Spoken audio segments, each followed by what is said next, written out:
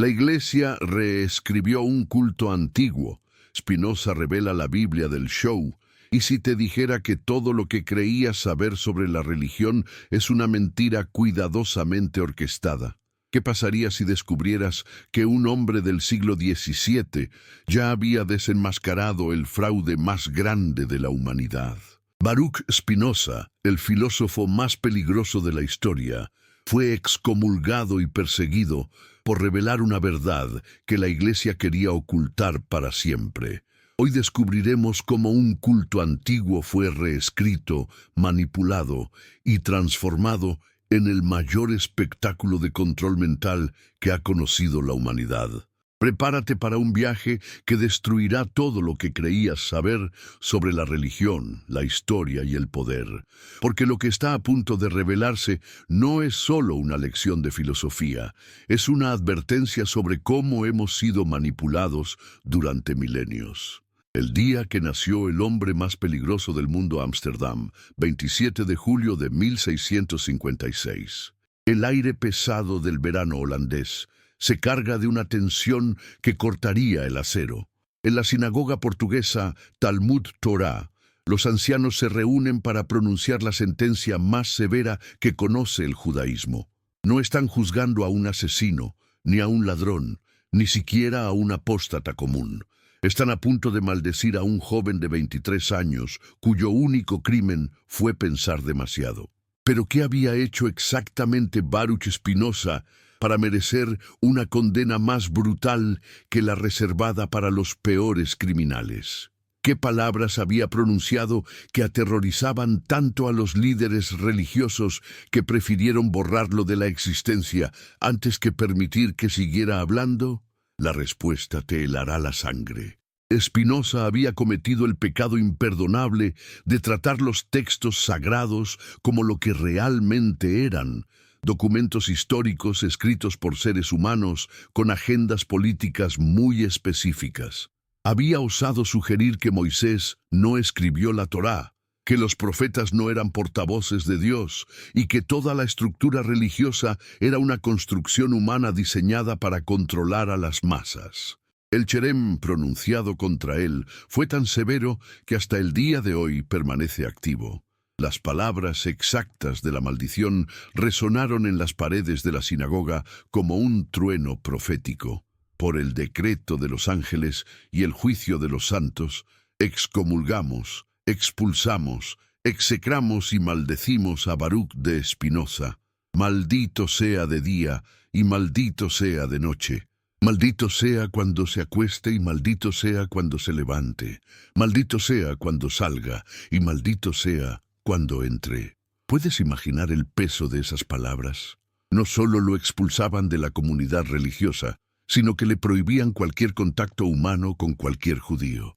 Su propia familia no podía hablarle, sus amigos debían tratarlo como si estuviera muerto, y cualquiera que le ofreciera ayuda también sería maldecido. Pero aquí viene lo más escalofriante. Ni siquiera esta brutal excomunión fue suficiente para silenciarlo. Los líderes religiosos pronto descubrieron que habían creado algo mucho más peligroso que un hereje cualquiera. Habían dado a luz al primer crítico sistemático de la religión organizada, al hombre que desarrollaría las herramientas intelectuales para desmontar 2000 años de manipulación religiosa. La reacción no se hizo esperar. En 1660, un fanático religioso intentó asesinar a Spinoza con un puñal cuando salía de la sinagoga. El filósofo logró esquivar el ataque, pero conservó su capa apuñalada como recordatorio de cuánto temían sus ideas. ¿Te das cuenta de la ironía? Los mismos que predicaban amor y perdón intentaban asesinar a sangre fría a quien se atrevía a cuestionar sus dogmas. La herramienta más poderosa, la razón aplicada a lo sagrado. Pero ¿cómo logró Spinoza ver lo que millones de creyentes no podían ver? ¿Qué método utilizó para desenmascarar siglos de engaño religioso? La respuesta es tan simple como revolucionaria. Aplicó la misma lógica que usarías para analizar cualquier otro texto histórico.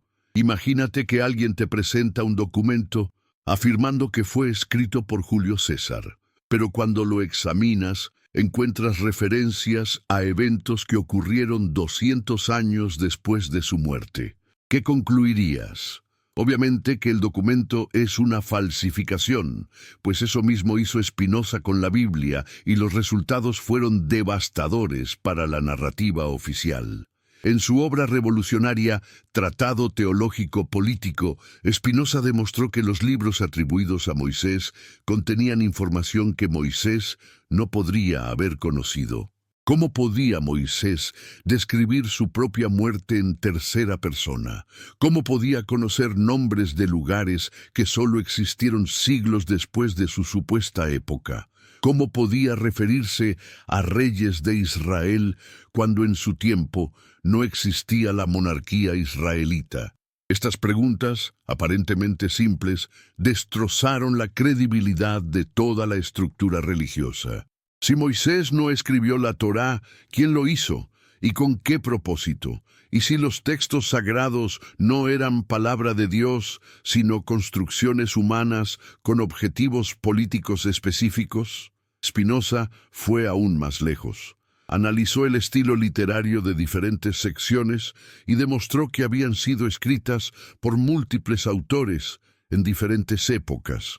Identificó contradicciones internas que revelaban las costuras donde diferentes tradiciones habían sido cosidas artificialmente. Mostró cómo las mismas historias aparecían con versiones incompatibles, evidenciando que los compiladores habían mezclado fuentes sin preocuparse por la coherencia. Pero ¿sabes qué es lo más impactante?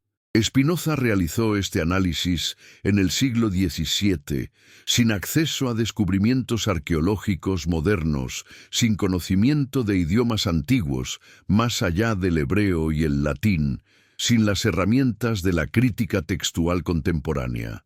Solo con la fuerza de su intelecto y la disciplina de la lógica, anticipó conclusiones que la academia moderna confirmaría siglos después. La reacción de las autoridades religiosas fue de pánico absoluto.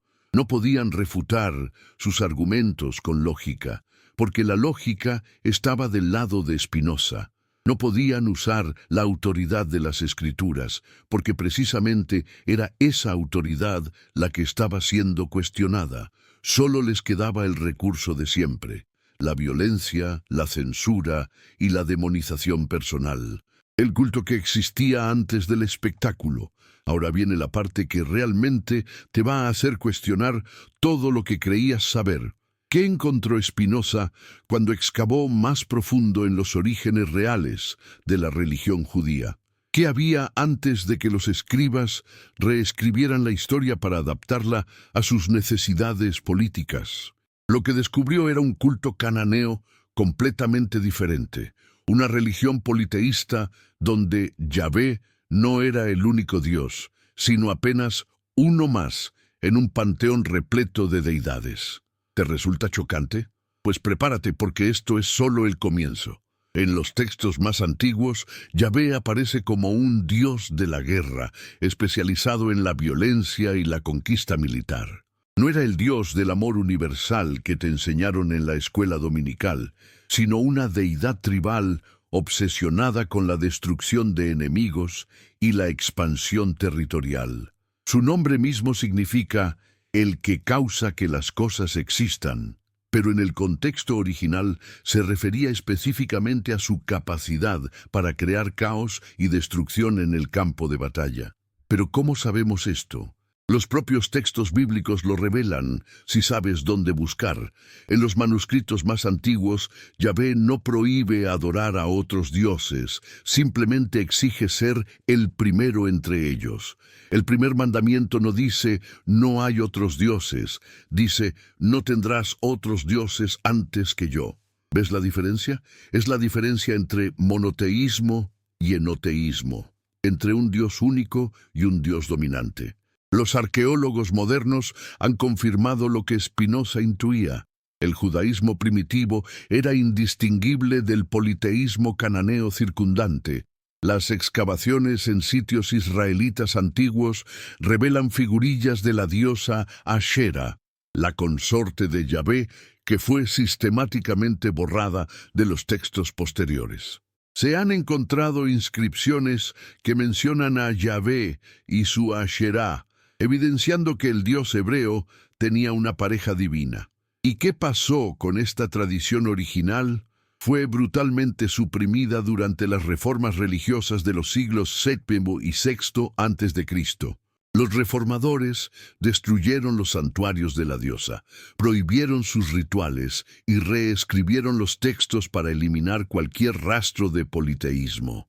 Transformaron una religión natural y equilibrada en un monoteísmo autoritario que reflejaba las necesidades políticas de una élite sacerdotal en busca de poder absoluto. La máquina de propaganda más sofisticada de la historia. Pero ¿cómo lograron esta transformación? ¿Cómo consiguieron que millones de personas aceptaran una versión reescrita de su propia historia? Spinoza identificó el mecanismo psicológico más poderoso de control social, la manufactura sistemática del miedo. El miedo a la muerte, el miedo al castigo divino, el miedo a la exclusión social, el miedo a lo desconocido. Los reescritores de la historia religiosa comprendían que un pueblo aterrorizado es un pueblo controlable y diseñaron sus narrativas específicamente para generar el máximo nivel de ansiedad existencial posible. ¿Has notado cómo las religiones siempre comienzan con la premisa de que estás en peligro mortal, que has nacido culpable, que mereces castigo eterno, que solo la obediencia ciega a la autoridad religiosa puede salvarte? Esta no es casualidad, es ingeniería psicológica deliberada. Spinoza llamó a esto superstición, pero no en el sentido despectivo que usamos hoy. Para él, la superstición era un sistema completo de control mental, basado en el cultivo artificial del miedo y la esperanza. Los controladores religiosos aprendieron a alternar entre amenazas terroríficas y promesas consoladoras, manteniendo a sus víctimas en un estado perpetuo de dependencia emocional. El proceso era sistemático. Primero, convencer a la gente de que existe un peligro invisible e inminente. Segundo, presentarse como los únicos capaces de protegerlos de ese peligro. Tercero, exigir obediencia absoluta como precio de la protección. Cuarto, castigar cualquier cuestionamiento como evidencia de que el peligro está actuando a través del disidente. ¿Te suena familiar este patrón? Deberías, porque es el mismo que utilizan los regímenes totalitarios, las sectas destructivas y los manipuladores en todas las épocas. La religión organizada no inventó estas técnicas, pero las perfeccionó hasta convertirlas en un arte. Los escribas que reescribieron la historia judía durante el exilio babilónico eran maestros de esta manipulación. Tomaron las derrotas militares naturales de cualquier pueblo pequeño rodeado de imperios y las reinterpretaron como castigos divinos por desobediencia religiosa. Transformaron las victorias temporales en recompensas por fidelidad a Yahvé. Crearon un sistema donde todo evento histórico confirmaba su narrativa, sin importar lo contradictorio que fuera. El golpe maestro, la invención del pueblo elegido. Pero ¿cuál fue la innovación más genial de estos maestros de la propaganda? La invención del concepto de pueblo elegido. ¿Te has preguntado alguna vez por qué Dios escogería a un grupo específico de personas por encima de todas las demás? ¿Qué clase de Dios justo y amoroso practicaría semejante favoritismo? Spinoza vio claramente que este concepto no tenía nada que ver con espiritualidad y todo que ver con control político. Un pueblo que se cree elegido por Dios es un pueblo que justificará cualquier atrocidad contra los no elegidos. Es un pueblo que nunca cuestionará las órdenes de sus líderes religiosos, porque hacerlo sería desafiar la voluntad divina. Es un pueblo dispuesto a sacrificar su humanidad común en el altar de la superioridad imaginaria. Los efectos de esta innovación fueron devastadores y perdurables. generó un nivel de cohesión tribal tan intenso que sobrevivió a exilios, persecuciones y dispersiones que habrían destruido cualquier otra identidad nacional. Pero el precio fue la creación de una barrera psicológica permanente entre los elegidos y el resto de la humanidad. ¿Y sabes qué es lo más perverso del sistema? Que funciona igual de bien desde ambos lados. Los perseguidos desarrollan mentalidad de asedio que los hace aún más dependientes de sus líderes religiosos. Los perseguidores justifican su violencia afirmando que están defendiendo la verdadera fe contra los enemigos de Dios. El resultado es un ciclo perpetuo de violencia alimentado por la convicción mutua de superioridad moral. Spinoza comprendió que este mecanismo no era exclusivo del judaísmo. Era la plantilla básica que todas las religiones organizadas utilizarían para justificar su existencia y mantener el control sobre sus seguidores. El cristianismo lo perfeccionaría, el islam lo adaptaría y cada secta nueva lo reproduciría con variaciones menores. La llegada del vendedor más exitoso de la historia. Ahora llegamos a la parte que realmente cambiará tu perspectiva sobre todo lo que creías saber del cristianismo. ¿Sabías que Jesús nunca pretendió fundar una nueva religión? Que murió como judío devoto, esperando la llegada inminente del reino de Dios en la tierra. Que todo lo que asocias con el cristianismo fue en realidad inventado por un hombre que nunca conoció a Jesús en persona. Ese hombre era Pablo de Tarso, y Spinoza lo identificó como el verdadero fundador del cristianismo. Pero ¿cómo logró Pablo transformar una secta judía apocalíptica en la religión más exitosa de la historia? La respuesta es puro genio de marketing combinado con oportunismo político despiadado. Pablo comprendió algo que los discípulos originales de Jesús no habían entendido. El mensaje judío era demasiado específico para conquistar el mundo. Estaba lleno de requerimientos rituales, restricciones dietéticas y referencias culturales que los gentiles encontraban incomprensibles o repulsivas. Para crear una religión universal, necesitaba una versión editada que mantuviera el atractivo emocional, pero eliminara las barreras de entrada. ¿Y cómo lo hizo? Primero, eliminó la necesidad de circuncisión, el mayor obstáculo para que los hombres gentiles se convirtieran. Segundo, declaró que las leyes dietéticas judías eran innecesarias para los nuevos creyentes. Tercero, reinterpretó la figura de Jesús desde un Mesías judío esperado hacia un Salvador universal, accesible a todas las culturas. Pero la innovación más brillante de Pablo fue la creación del concepto de salvación por fe sola. En lugar de exigir el cumplimiento de cientos de reglas complejas, Pablo ofreció un camino simple: cree en Jesús y serás salvo. ¿Puedes imaginar lo atractivo que resultaba esta oferta para las masas oprimidas del Imperio Romano?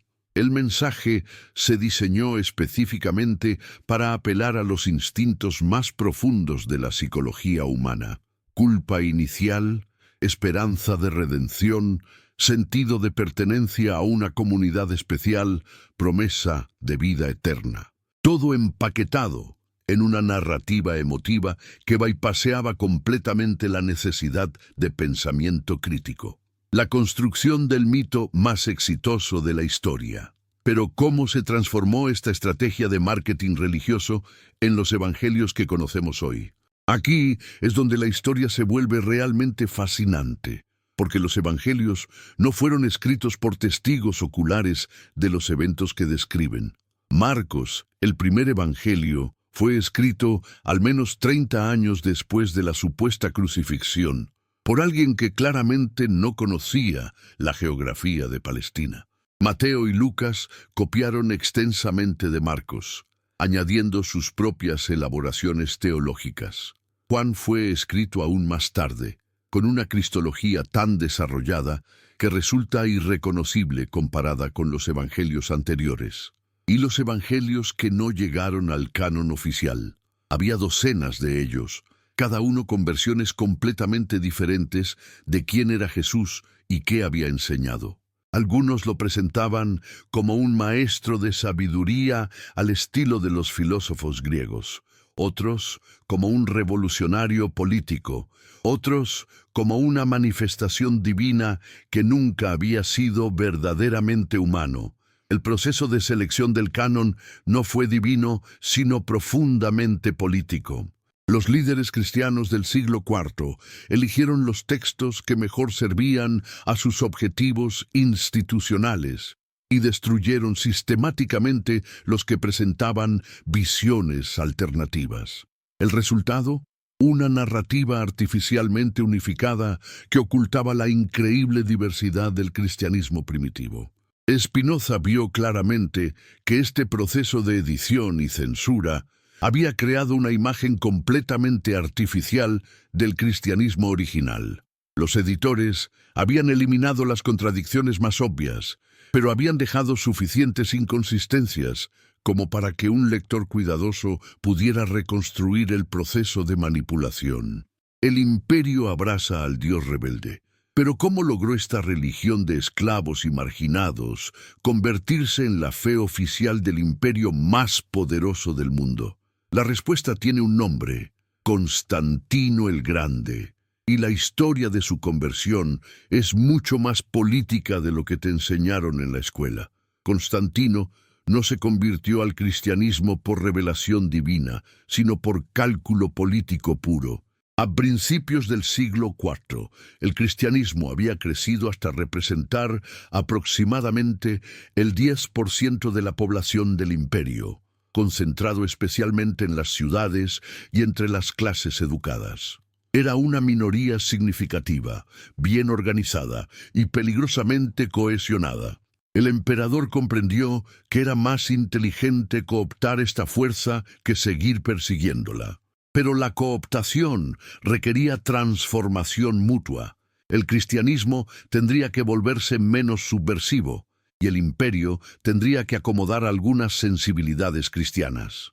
El Concilio de Nicea, en el año 325, no fue un evento teológico, sino político. Constantino convocó a los obispos cristianos no para descubrir la verdad sobre Dios, sino para crear unidad doctrinal que sirviera a la estabilidad imperial. Las decisiones se tomaron por votación mayoritaria, con el emperador ejerciendo presión política directa sobre los delegados. ¿El resultado? La doctrina de la Trinidad, un compromiso teológico que intentaba satisfacer a las diferentes facciones cristianas sin satisfacer completamente a ninguna. Los arrianos, que creían que Jesús era subordinado al Padre, fueron declarados herejes.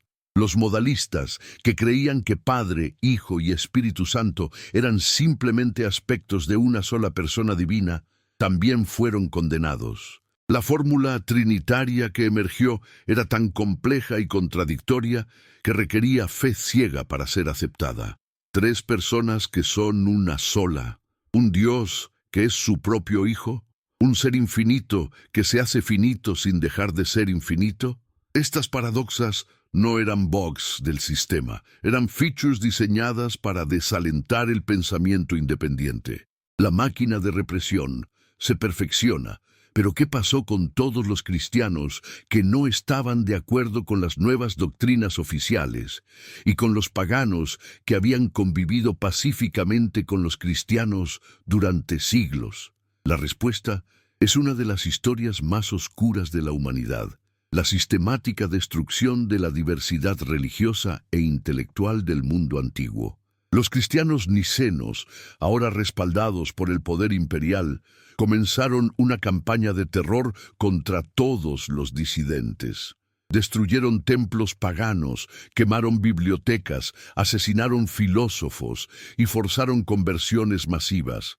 En menos de un siglo, transformaron el paisaje religioso del Mediterráneo desde una diversidad floreciente hacia una uniformidad impuesta por la violencia.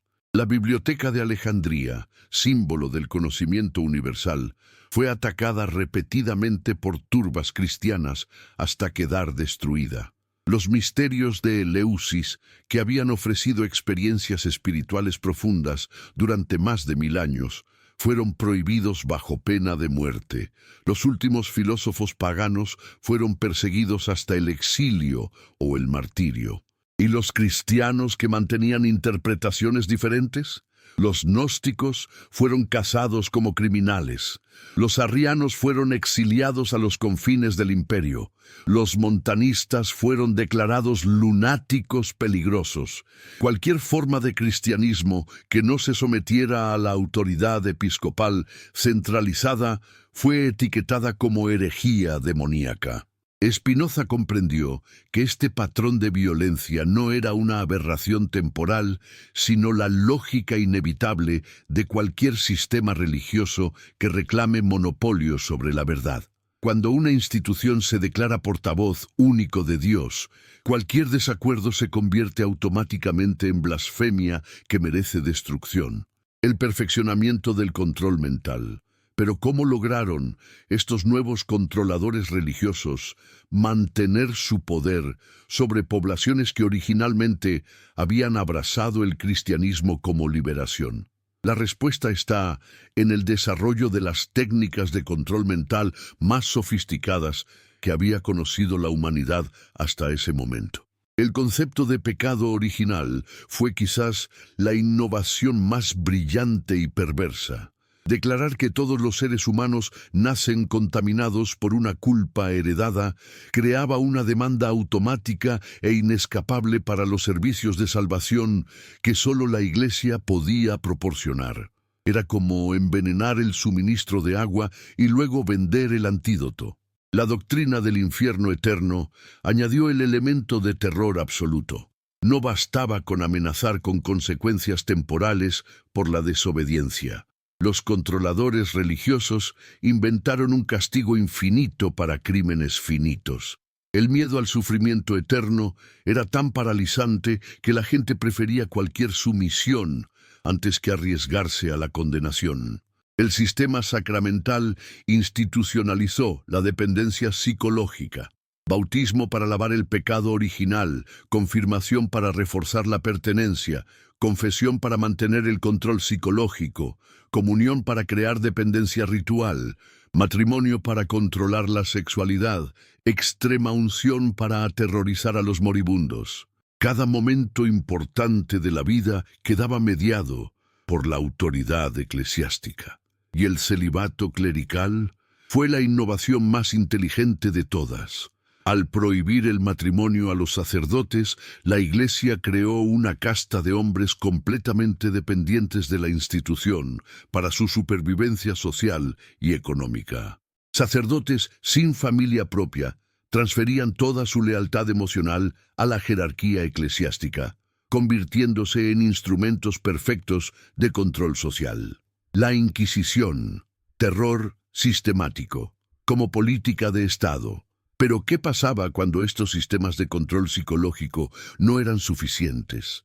Cuando la gente comenzaba a pensar por sí misma a pesar de toda la propaganda y manipulación. Entonces llegaba la Inquisición, la más refinada máquina de terror que había creado la civilización occidental. La Inquisición no era solo un sistema de persecución religiosa, era un experimento masivo en ingeniería social a través del miedo. Sus métodos eran científicamente diseñados para quebrar la voluntad humana y crear una sociedad de vigilancia mutua donde nadie se atreviera a expresar pensamientos independientes. El proceso inquisitorial comenzaba con denuncias anónimas que cualquiera podía hacer contra cualquiera. Esto creaba un clima de paranoia donde la gente tenía miedo de hablar libremente incluso con familiares cercanos. El simple rumor de herejía era suficiente para iniciar una investigación que podía durar años. Los acusados eran encarcelados sin conocer los cargos específicos contra ellos. Se les negaba acceso a abogados independientes. Los testimonios en su contra se mantenían secretos, imposibilitando cualquier defensa efectiva. La tortura era sistemáticamente aplicada para extraer confesiones, con métodos diseñados para maximizar el sufrimiento psicológico tanto como el físico. Pero ¿sabes cuál era el aspecto más diabólico del sistema? Los autos de fe, las ceremonias públicas donde los condenados eran humillados y ejecutados frente a multitudes. Estos espectáculos no eran solo castigo para los herejes, eran lecciones de terror para toda la población. El mensaje era claro: esto es lo que pasa a quienes se atreven a pensar diferente. La revolución silenciosa de Spinoza. En medio de este panorama de represión y control mental, surge la figura extraordinaria de Spinoza con una propuesta que era pura dinamita intelectual. ¿Qué pasaría si aplicáramos a la religión los mismos criterios de racionalidad que usamos para cualquier otro aspecto de la vida? ¿Qué pasaría si tratáramos los textos sagrados como documentos históricos sujetos a análisis crítico? Spinoza no se limitó a criticar aspectos específicos de la religión organizada. Desarrolló un sistema filosófico completo que hacía innecesaria toda la estructura de intermediarios espirituales, castigos sobrenaturales y revelaciones exclusivas que sustentaban el poder eclesiástico. Su concepto de Deus sive natura, Dios, o sea, la naturaleza, eliminaba de un golpe toda la mitología antropomórfica que había servido para justificar el autoritarismo religioso. Si Dios es la naturaleza misma, entonces no existe separación entre lo sagrado y lo profano. No hay necesidad de sacerdotes especiales, no hay lugar para revelaciones exclusivas, no hay justificación para ninguna forma de intermediación institucional. El determinismo spinoziano liberaba a la humanidad de la carga aplastante de la culpa metafísica. Si todo ocurre según leyes naturales necesarias, entonces el concepto mismo de pecado se vuelve incoherente.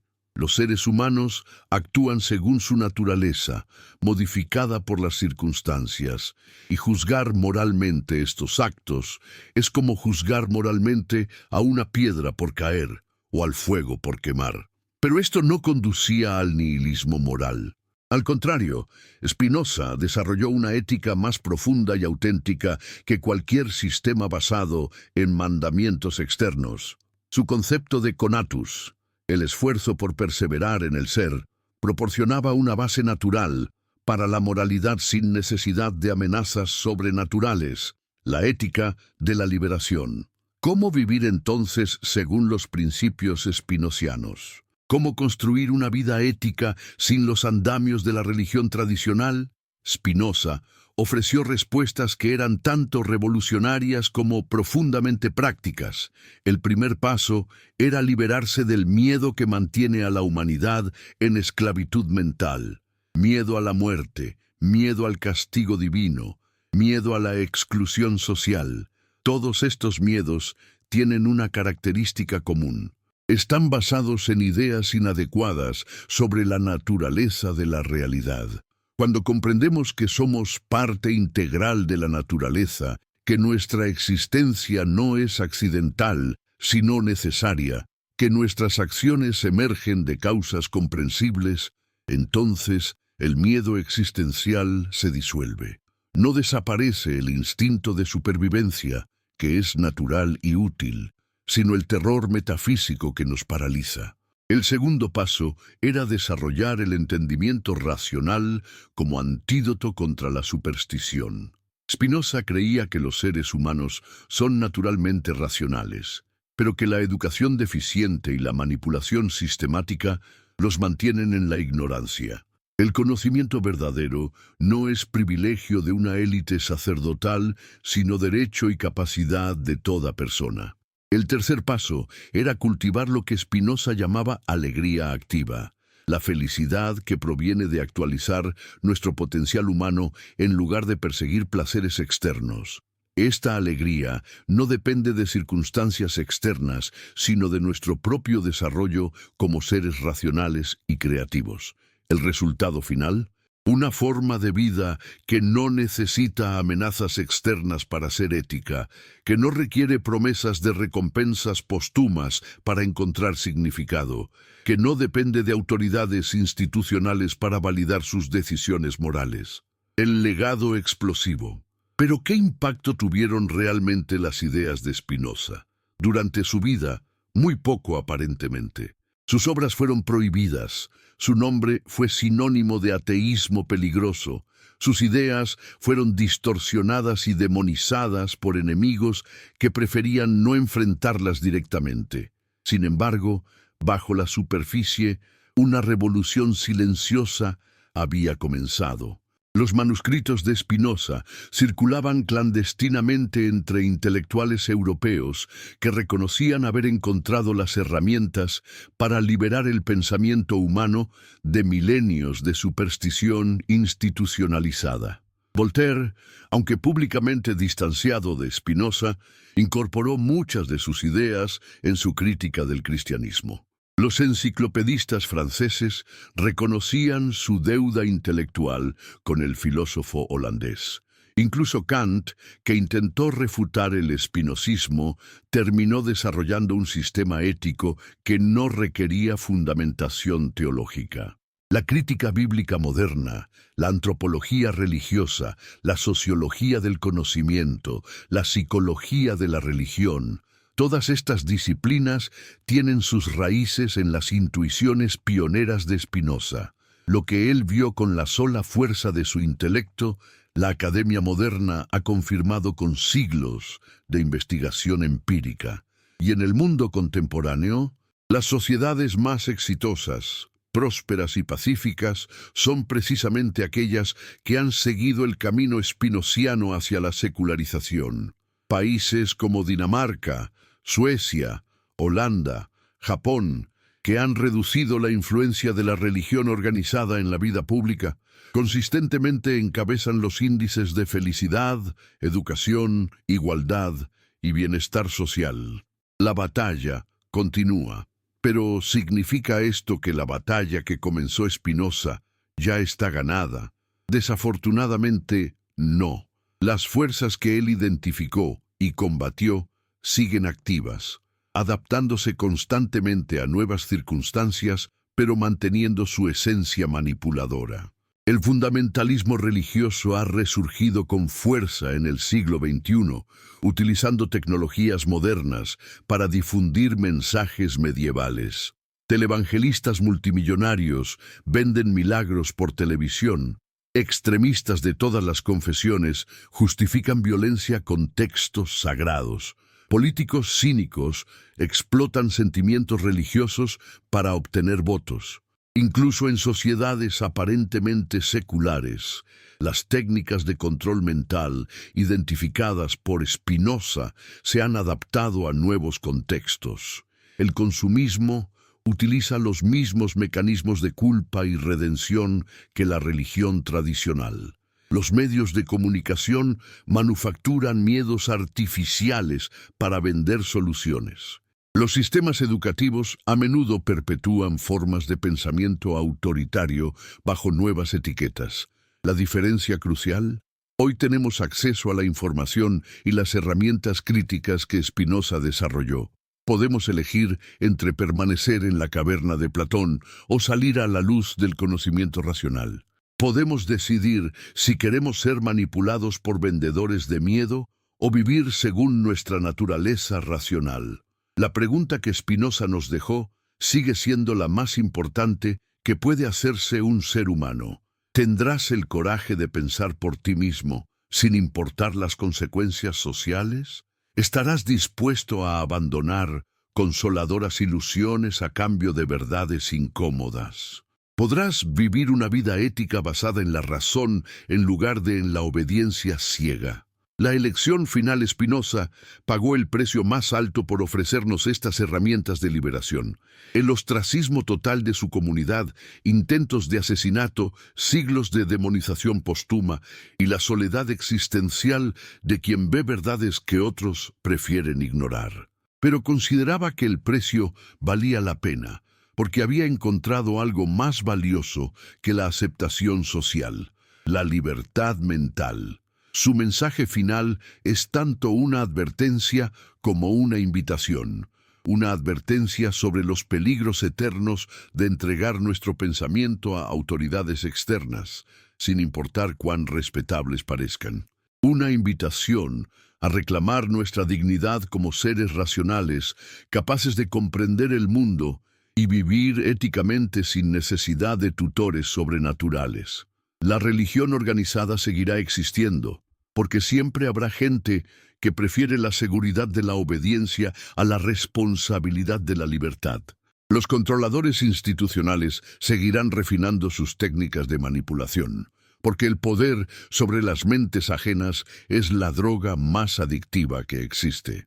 Pero también seguirá existiendo la alternativa spinoziana, la posibilidad de una vida racional, ética y auténticamente libre. El conocimiento está aquí, las herramientas están disponibles, la elección es tuya.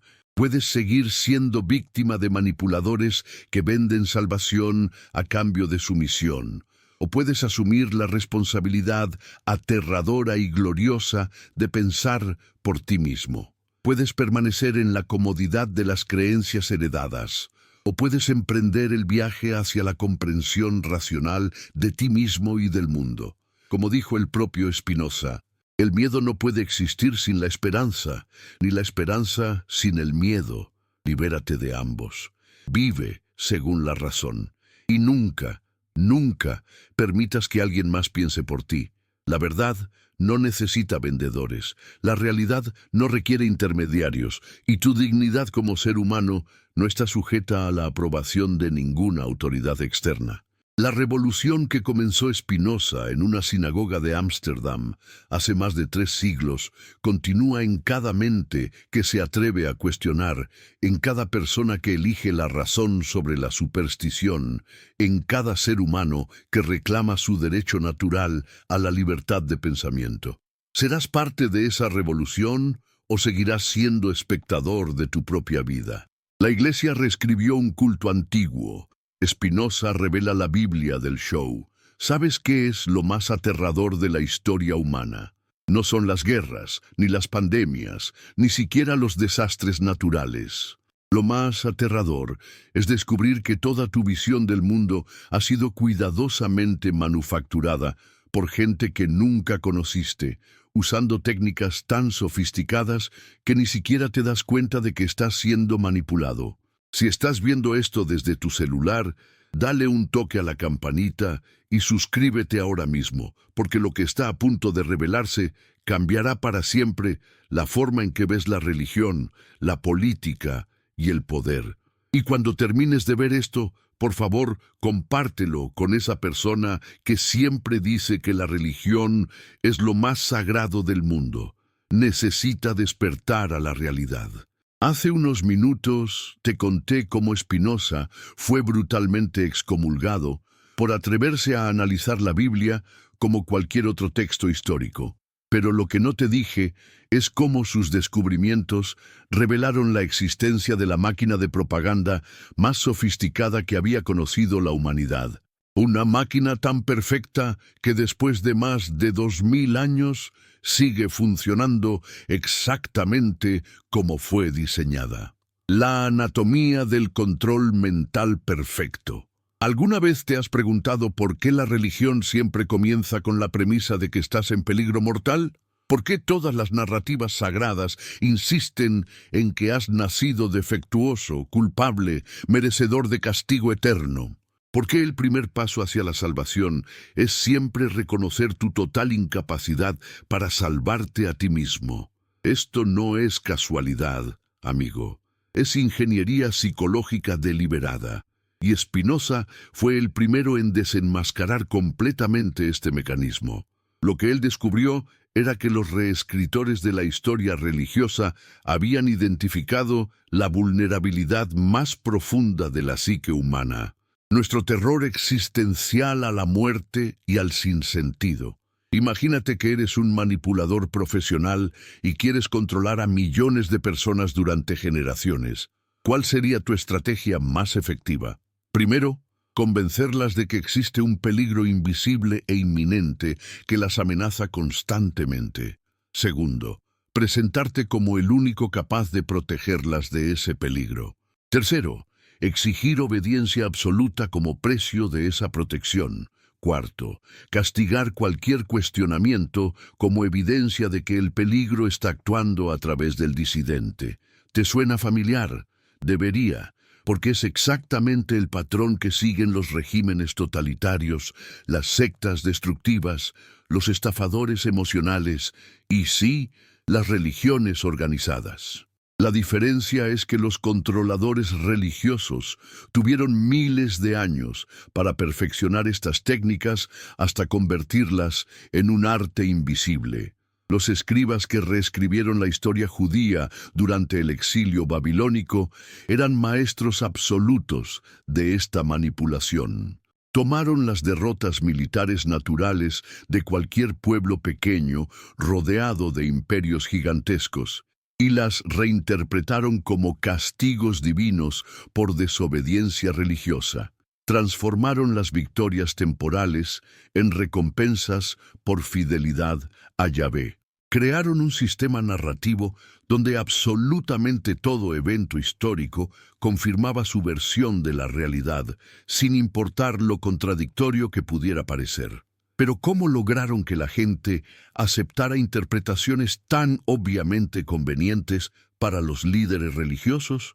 Aquí es donde entra el elemento más diabólico del sistema, la manufactura sistemática de la culpa colectiva, la invención del pecado. Como herramienta de control, ¿has notado cómo las religiones siempre te hacen sentir culpable por cosas que no has hecho?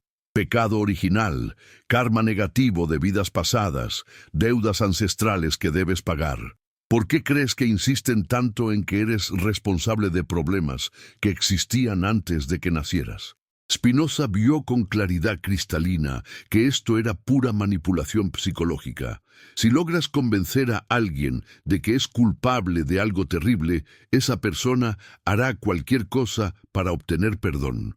Y si además le dices que solo tú puedes otorgar ese perdón, acabas de crear al esclavo psicológico perfecto. Los reescritores de la historia religiosa desarrollaron esta técnica hasta niveles que harían llorar de envidia a cualquier dictador moderno. No se conformaron con hacer sentir culpable a la gente por sus propias acciones, sino que inventaron sistemas de culpa hereditaria que se transmitía automáticamente de generación en generación. ¿El resultado? Poblaciones enteras que se sentían intrínsecamente defectuosas, merecedoras de castigo, desesperadamente necesitadas de salvación externa. Gente dispuesta a entregar su dinero, su tiempo, su capacidad de pensamiento crítico, incluso la vida de sus hijos, con tal de obtener el perdón que los manipuladores religiosos les vendían. ¿Y sabes qué es lo más perverso del sistema? Que funciona especialmente bien con las personas más sensibles y conscientes moralmente. Los sociópatas naturales son inmunes a este tipo de manipulación porque carecen de empatía y sentido de responsabilidad. Pero las personas genuinamente buenas, que realmente se preocupan por hacer lo correcto, son las víctimas perfectas de estos sistemas de culpabilización artificial. Me da curiosidad, ¿desde qué país nos estás viendo y a qué hora del día o de la noche te encuentra este mensaje? Comenta abajo, porque me encanta saber que este conocimiento está llegando a todos los rincones del mundo hispanohablante. El mecanismo del miedo perpetuo. Pero ¿cómo mantener a la gente en este estado de dependencia psicológica durante décadas, durante siglos, durante milenios? La respuesta está en lo que Spinoza identificó como el cultivo sistemático del miedo existencial. Los manipuladores religiosos comprendían que un pueblo aterrorizado es un pueblo controlable, pero también sabían que el miedo debe ser cuidadosamente dosificado. Demasiado poco, y la gente se relaja y empieza a pensar por sí misma. Demasiado, y la gente se paraliza o se rebela desesperadamente. La solución que desarrollaron fue brillante en su perversidad. La alternación sistemática entre terror absoluto y alivio consolador. Amenazar con castigos infinitos por crímenes triviales y luego ofrecer perdón condicionado a la obediencia total. Describir un Dios de amor infinito que también es capaz de torturar eternamente a sus hijos por dudar de su existencia. ¿Te has preguntado alguna vez por qué las religiones están obsesionadas con la muerte? ¿Por qué todos sus rituales principales giran alrededor de lo que supuestamente pasa después de morir? ¿Por qué dedican tanto tiempo a describir en detalle los horrores del infierno y las delicias del paraíso? La razón es simple. La muerte es el miedo más universal y profundo de la humanidad, y por tanto, la palanca de control más poderosa que existe. Si logras convencer a alguien de que controlas su destino póstumo, esa persona te obedecerá en vida sin importar cuán irracionales sean tus demandas. Los escribas que reescribieron la historia religiosa llevaron esta técnica a su perfección absoluta. No se conformaron con amenazar con muerte física, sino que inventaron conceptos como muerte espiritual, condenación eterna, separación definitiva de Dios. Crearon todo un vocabulario del terror que mantenía a sus víctimas en estado perpetuo de ansiedad existencial. Y cuando la gente se desesperaba demasiado con estas amenazas, entonces llegaba la fase consoladora del ciclo. Promesas de salvación, descripciones de paraísos eternos, historias de santos que habían logrado la perfección espiritual. El alivio era tan intenso después del terror que la gente experimentaba genuina gratitud hacia sus manipuladores. La construcción del enemigo interno. Pero ¿qué pasa cuando algunos miembros de la comunidad empiezan a cuestionar estas narrativas? Cuando la lógica y la evidencia empírica chocan demasiado obviamente con los dogmas oficiales. Aquí es donde entra una de las innovaciones más diabólicas de los controladores religiosos, la construcción del enemigo interno.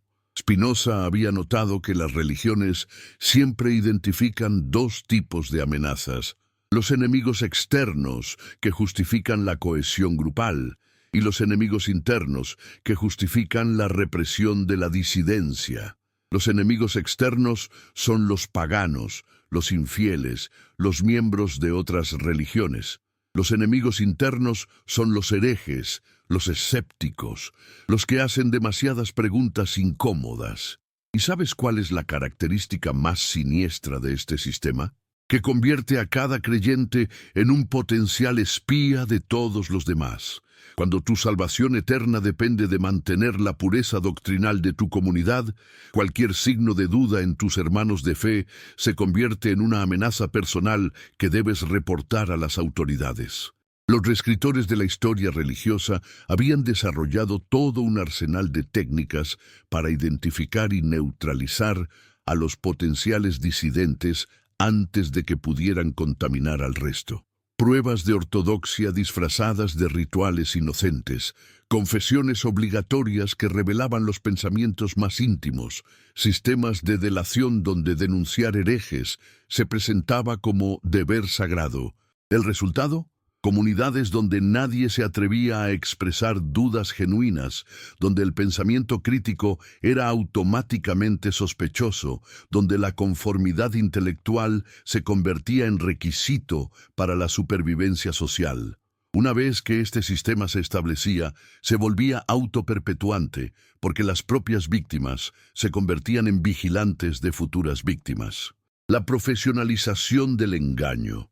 Pero ¿quiénes eran exactamente estos maestros manipuladores que diseñaron sistemas tan sofisticados? ¿Eran genios malvados conscientes de su engaño o simplemente productos de su tiempo que genuinamente creían en lo que predicaban? Spinoza llegó a una conclusión perturbadora. La mayoría de los líderes religiosos no eran conscientemente malvados, sino que habían sido víctimas del mismo sistema que luego utilizaban para victimizar a otros. Habían sido tan efectivamente programados desde la infancia que realmente creían que sus manipulaciones eran actos de amor divino. Esto hacía el sistema aún más peligroso, porque los manipuladores sinceros son mucho más convincentes que los cínicos conscientes. Cuando alguien genuinamente cree que está salvando tu alma eterna, es capaz de justificar cualquier atrocidad como acto de compasión. La tortura se convierte en medicina espiritual, la censura en protección paternal, el genocidio en purificación sagrada. Los escribas que reescribieron la historia religiosa habían creado algo unprecedented en la historia humana. Una clase profesional de manipuladores que se manipulaba a sí misma. Generación tras generación de sacerdotes, rabinos, imanes, que dedicaban sus vidas enteras a perfeccionar técnicas de control mental sin darse cuenta completamente de lo que estaban haciendo. ¿Y cómo se perpetuaba este sistema? A través de lo que los psicólogos modernos llamarían disonancia cognitiva institucionalizada. Cuando inviertes toda tu vida en defender una narrativa específica, cuando tu identidad personal, tu estatus social y tu seguridad económica dependen de esa narrativa, tu mente desarrolla mecanismos automáticos para rechazar cualquier información que la contradiga. Los líderes religiosos se volvían genuinamente incapaces de procesar evidencia que desafiara sus creencias, no por maldad consciente, sino por autodefensa psicológica. Habían invertido tanto en ser portavoces de la verdad divina que admitir error habría implicado el colapso total de su identidad. La revolución de Pablo. Marketing religioso 2. Ahora llegamos a uno de los momentos más fascinantes de esta historia, la transformación radical que Pablo de Tarso operó sobre el mensaje original de Jesús. ¿Sabías que Pablo nunca conoció a Jesús personalmente? ¿Que sus enseñanzas a menudo contradecían directamente lo que los discípulos originales decían sobre su maestro? ¿Que básicamente secuestró una secta judía apocalíptica y la transformó en algo completamente diferente? Pablo era, según los estándares modernos, un genio del marketing religioso. Comprendió algo que los discípulos originales de Jesús no habían entendido. El mensaje judío era demasiado específico, demasiado étnico, demasiado localizado para conquistar el mundo mediterráneo. Para crear una religión verdaderamente universal, necesitaba una versión radicalmente editada que mantuviera el atractivo emocional, pero eliminara todas las barreras culturales de entrada. ¿Y cómo lo hizo exactamente? Primero, eliminó la circuncisión, que era el mayor obstáculo para que los hombres gentiles se convirtieran. Imagínate intentar vender una religión que requiere que los hombres adultos se sometan a una cirugía dolorosa y peligrosa como requisito de entrada. Pablo comprendió que esto era comercialmente inviable. Segundo, declaró que todas las leyes dietéticas judías eran innecesarias para los nuevos creyentes. Las reglas sobre carne kosher, mezclas prohibidas, ayunos específicos, todas fueron descartadas como reliquias del pasado. De nuevo, una decisión puramente pragmática para hacer el producto más atractivo a audiencias no judías. Tercero, y este fue su golpe de genio, reinterpretó completamente la figura de Jesús. En lugar de un Mesías judío que vendría a restaurar el reino de Israel en la tierra, Pablo creó un Salvador cósmico universal cuyo reino era espiritual y accesible inmediatamente a cualquier persona de cualquier cultura. Pero ¿sabes cuál fue su innovación más brillante? La creación del concepto de salvación por fe sola. En lugar de exigir el cumplimiento de cientos de reglas complejas, costosas y socialmente disruptivas, Pablo ofreció un camino increíblemente simple. Cree en Jesús como Salvador y automáticamente serás salvo. Por favor, si este video te está abriendo los ojos, compártelo con ese amigo que siempre defiende la religión sin cuestionarse nada. Necesita ver esta información. La verdad debe propagarse. La construcción de la narrativa perfecta ¿Puedes imaginar lo revolucionario que era este mensaje para las masas oprimidas del Imperio Romano? Esclavos que no tenían control sobre sus vidas físicas podían obtener salvación eterna simplemente creyendo. Mujeres marginadas por la sociedad patriarcal podían acceder al mismo estatus espiritual que los hombres. Pobres que nunca podrían costear los sacrificios del templo podían obtener perdón divino gratuitamente. Pablo había creado el producto religioso más irresistible de la historia: salvación instantánea, universal, gratuita, sin requisitos previos de pureza étnica, estatus social o capacidad económica. Era como ofrecer entrada VIP al paraíso a cambio simplemente de firmar un contrato de creencia. Pero ¿cómo logró que esta narrativa fuera creíble? Aquí es donde entra su genio psicológico más refinado. Pablo comprendió que las mejores mentiras son aquellas que contienen elementos importantes de verdad, y que los mejores sistemas de control son aquellos que satisfacen necesidades psicológicas reales de sus víctimas. El cristianismo paulino satisfacía simultáneamente el anhelo humano de trascendencia, el deseo de pertenencia a una comunidad especial, la necesidad de esperanza frente a la injusticia y la búsqueda de significado último para la existencia. No era pura manipulación externa, sino una forma sofisticada de satisfacer auténticas necesidades espirituales mientras se mantenía control institucional. ¿Y cómo se aseguró Pablo de que su versión del cristianismo prevaleciera sobre las versiones competidoras? Desarrolló algo que hoy reconoceríamos como la primera campaña de relaciones públicas religiosas de la historia. Escribió cartas a comunidades por todo el Mediterráneo, estableció redes de colaboradores locales, creó sistemas de comunicación que mantuvieran coherencia doctrinal a través de grandes distancias. Pero también fue despiadado en atacar versiones alternativas del cristianismo. Sus cartas están llenas de ataques feroces contra otros líderes cristianos que enseñaban interpretaciones diferentes. Llamaba falsos apóstoles a quienes habían conocido personalmente a Jesús, perros a los cristianos judíos que mantenían las tradiciones originales, enemigos de la cruz, a cualquiera que cuestionara su autoridad. La manufactura de los evangelios. Pero si Pablo nunca conoció a Jesús, ¿de dónde salieron los evangelios que supuestamente narran la vida del fundador del cristianismo? Esta es una de las partes más fascinantes y perturbadoras de toda la historia. Los evangelios no fueron escritos por testigos oculares de los eventos que describen.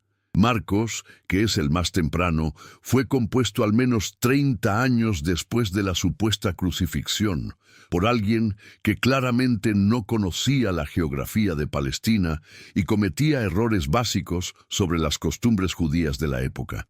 Mateo y Lucas llegaron décadas después, copiando extensivamente de Marcos, pero añadiendo sus propias elaboraciones teológicas para audiencias específicas. Mateo escribía principalmente para judíos cristianos, así que enfatizaba las conexiones con las profecías del Antiguo Testamento. Lucas escribía para gentiles educados, así que presentaba a Jesús como un filósofo universal al estilo griego. Juan fue escrito aún más tarde, con una cristología tan desarrollada que el Jesús que presenta es prácticamente irreconocible comparado con el de los evangelios anteriores. Ya no es un maestro judío que predica la llegada inminente del reino de Dios, sino una figura cósmica preexistente que habla en discursos metafísicos abstractos. ¿Y sabes cuántos evangelios existían originalmente? Docenas, tal vez cientos. Había evangelios que presentaban a Jesús como un maestro gnóstico de sabiduría esotérica. Otros lo mostraban como un revolucionario político. Algunos lo describían como una manifestación divina que nunca había sido verdaderamente humano. Otros como un sabio cínico similar a los filósofos griegos itinerantes. ¿Cómo se decidió cuáles evangelios eran auténticos y cuáles apócrifos? no a través de evidencia histórica o criterios académicos objetivos, sino mediante procesos políticos, donde los líderes cristianos más poderosos simplemente declararon que sus versiones preferidas eran las correctas. Los evangelios que llegaron al canon oficial no fueron elegidos por ser más históricos o más tempranos o más confiables. Fueron elegidos porque servían mejor a los intereses institucionales de los líderes cristianos, que habían logrado consolidar el poder político y económico. El Concilio de Nicea. Política disfrazada de teología. Ahora llegamos a uno de los eventos más cruciales y menos comprendidos de la historia occidental. El Concilio de Nicea del año 325. ¿Sabías que este concilio no fue convocado por líderes religiosos, sino por el emperador Constantino? Que las decisiones teológicas se tomaron por votación mayoritaria, con el emperador ejerciendo presión política directa sobre los delegados. Constantino no se había convertido al cristianismo por revelación divina, sino por cálculo político puro. A principios del siglo IV, el cristianismo había crecido hasta representar aproximadamente el 10% de la población del imperio, concentrado especialmente en las ciudades y entre las clases educadas. Era una minoría significativa, bien organizada y peligrosamente cohesionada. El emperador había comprendido que era más inteligente cooptar esta fuerza que seguir persiguiéndola. Pero la cooptación requería transformación mutua. El cristianismo tendría que volverse menos subversivo y más compatible con el poder imperial. El imperio tendría que acomodar ciertas sensibilidades cristianas sin comprometer su funcionamiento básico. Pero había un problema enorme. Los cristianos no podían ponerse de acuerdo sobre doctrinas fundamentales. Los arrianos creían que Jesús era subordinado al Padre. Los modalistas creían que Padre, Hijo y Espíritu Santo eran simplemente aspectos de una sola persona divina. Los adopcionistas creían que Jesús había sido un hombre normal elevado a estatus divino. Estas no eran diferencias menores de interpretación, sino desacuerdos fundamentales sobre la naturaleza misma de la realidad divina. Y mientras los cristianos siguieran peleándose entre sí sobre teología, no podrían servir como base estable para la unidad imperial. La solución de Constantino fue brillante en su simplicidad: convocar a todos los obispos cristianos importantes a un concilio donde resolverían sus diferencias de una vez por todas, bajo la supervisión imperial directa. No se trataba de descubrir la verdad teológica, sino de crear unidad doctrinal que sirviera a la estabilidad política. ¿El resultado? La doctrina de la Trinidad. Una fórmula teológica tan compleja y contradictoria que requería fe ciega para ser aceptada. Tres personas que son una sola sustancia. Un Dios que es su propio Hijo. Un ser infinito que se hace finito sin dejar de ser infinito. Un creador que se sacrifica a sí mismo para aplacar su propia justicia. La domesticación del Dios rebelde. ¿Puedes ver lo que realmente estaba pasando en Nicea? Los líderes imperiales estaban domesticando un movimiento religioso que había comenzado como rebelión radical contra el orden establecido. El Jesús original había predicado que los últimos serían los primeros, que era más fácil que un camello pasara por el ojo de una aguja, que un rico entrara al reino de los cielos, que sus seguidores debían vender todas sus posesiones y dárselas a los pobres. Este mensaje era inherentemente subversivo para cualquier sistema basado en jerarquías de poder y riqueza. Si se tomaba en serio, implicaba la revolución completa de toda la estructura social romana. No era casual que los primeros cristianos fueran perseguidos. Eran genuinamente peligrosos para el orden establecido. Pero ¿qué pasó en Nicea? El cristianismo radical fue transformado en cristianismo imperial. El Jesús revolucionario fue reemplazado por un Cristo cósmico más preocupado por la salvación de almas individuales que por la transformación de estructuras sociales injustas. El reino de Dios en la tierra fue pospuesto indefinidamente y reemplazado por promesas de paraíso póstumo. Los obispos que participaron en Nicea no eran tontos. Comprendían perfectamente que estaban negociando la autonomía de su movimiento a cambio de aceptación imperial. Pero la alternativa era la continuación de las persecuciones, la marginación permanente, la imposibilidad de influir en la sociedad más amplia. Muchos de ellos genuinamente creían que era mejor un cristianismo parcialmente comprometido que un cristianismo completamente extinguido. No anticipaban que estaban estableciendo precedentes que harían imposible recuperar el mensaje radical original. La doctrina trinitaria que emergió de Nicea no era solo una fórmula teológica abstracta, sino una herramienta política concreta. Su complejidad deliberada desalentaba el cuestionamiento popular. Su oficialidad imperial deslegitimaba versiones alternativas del cristianismo. Su aparente profundidad espiritual ocultaba su función real como instrumento de control social. La máquina de represión se activa. Pero ¿qué pasó con todos los cristianos que no estaban de acuerdo con las nuevas doctrinas oficiales? Y con los paganos, judíos y otros grupos religiosos que habían convivido relativamente en paz con los cristianos durante los primeros siglos. La respuesta es una de las historias más oscuras de la civilización occidental, la sistemática destrucción de la diversidad religiosa e intelectual del mundo mediterráneo. Los cristianos nicenos, ahora respaldados por el poder imperial absoluto, comenzaron una campaña de terror contra todos los que no se sometían a la nueva ortodoxia. Los arrianos, que habían sido mayoría antes de Nicea, fueron declarados herejes peligrosos. Sus líderes fueron exiliados a los confines más remotos del imperio. Sus libros fueron quemados públicamente. Sus iglesias fueron confiscadas y entregadas a obispos ortodoxos.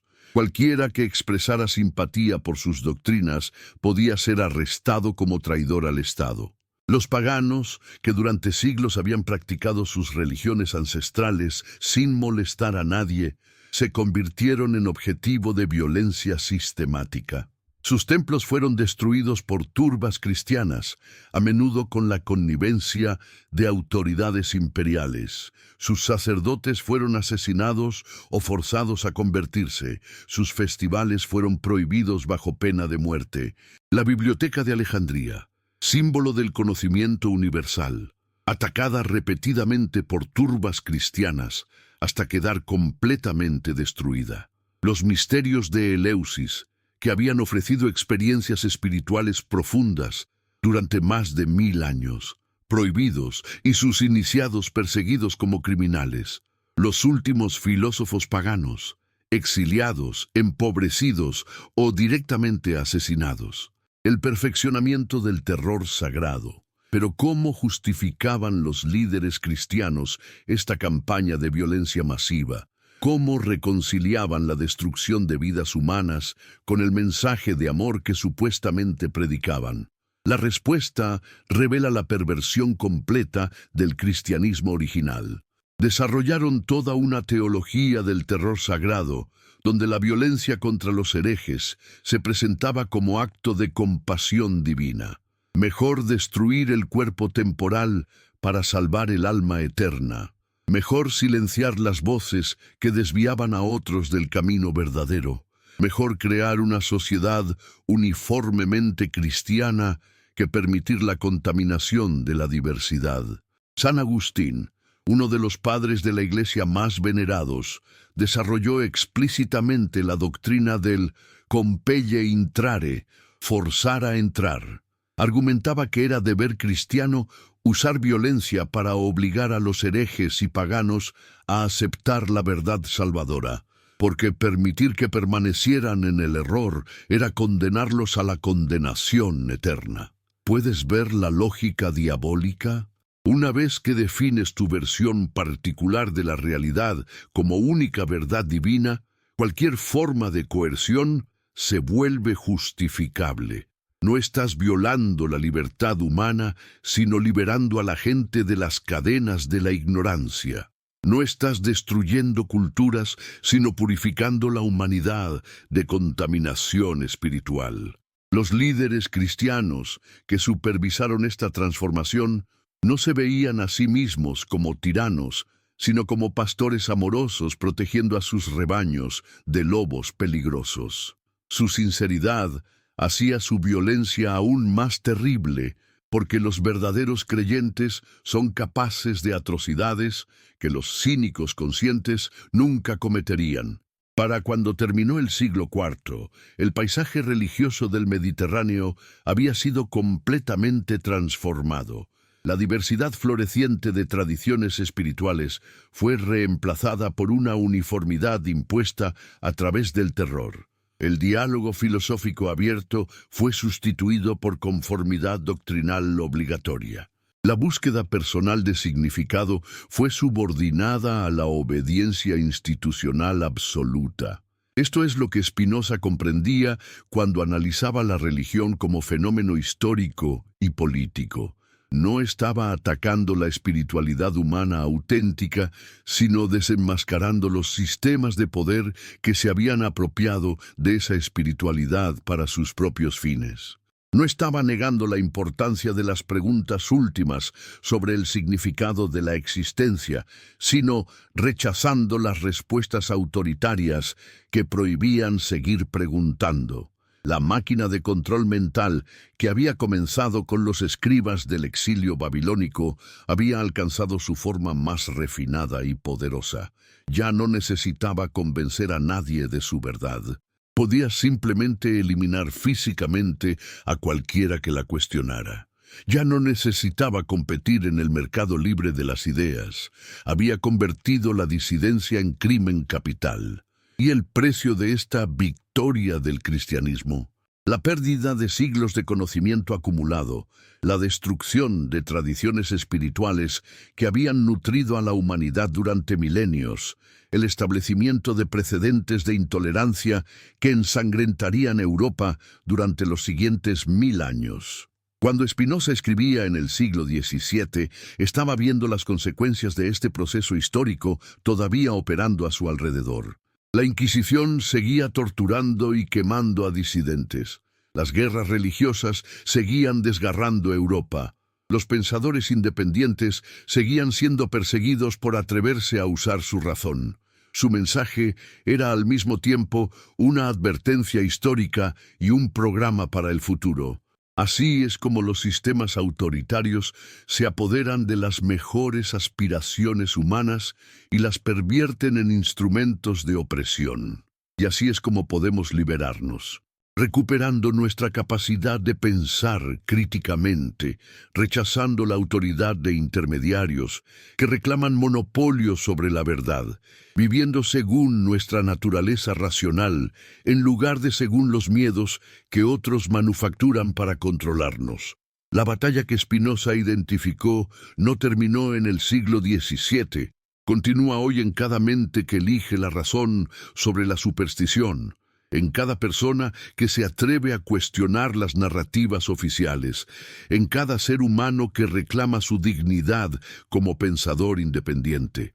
¿Estás listo para ser parte de esta batalla? ¿Tienes el coraje de examinar tus propias creencias con la misma honestidad brutal que Spinoza aplicó a las suyas? Puedes enfrentar la posibilidad de que mucho de lo que te enseñaron sobre la realidad fuera manufacturado por gente con agendas que nunca tuvieron que ver con tu bienestar. La elección es tuya. Puedes seguir siendo víctima pasiva de manipuladores que venden salvación a cambio de sumisión, o puedes asumir la responsabilidad aterradora y gloriosa de pensar por ti mismo. La verdad está disponible para quien tenga el coraje de buscarla. La libertad mental está al alcance de quien esté dispuesto a pagar su precio en comodidad perdida. Como dijo Spinoza, el miedo y la esperanza son las cadenas gemelas que mantienen a la humanidad en esclavitud. Libérate de ambas, Vive según la razón y nunca, jamás permitas que alguien más piense por ti. La Iglesia reescribió un culto antiguo. Spinoza revela la Biblia del show. ¿Te has despertado alguna vez en mitad de la noche con la perturbadora sensación de que algo fundamental en tu comprensión del mundo está completamente equivocado? Esa sensación incómoda de que las verdades más sagradas que te enseñaron desde niño podrían ser mentiras cuidadosamente construidas. Si estás viendo esto desde tu teléfono, toca esa campanita ahora mismo, porque lo que vas a descubrir en los próximos minutos destruirá para siempre la matriz de control mental en la que la humanidad ha vivido durante milenios. Y cuando termines, necesito que se lo mandes a esa persona que conoces, esa que defiende ciegamente las tradiciones religiosas sin cuestionarse jamás su origen real. Hemos recorrido juntos el camino, desde las primeras manipulaciones de los escribas babilónicos hasta la construcción del cristianismo imperial en Nicea. Pero ahora viene la parte que realmente cambiará tu vida.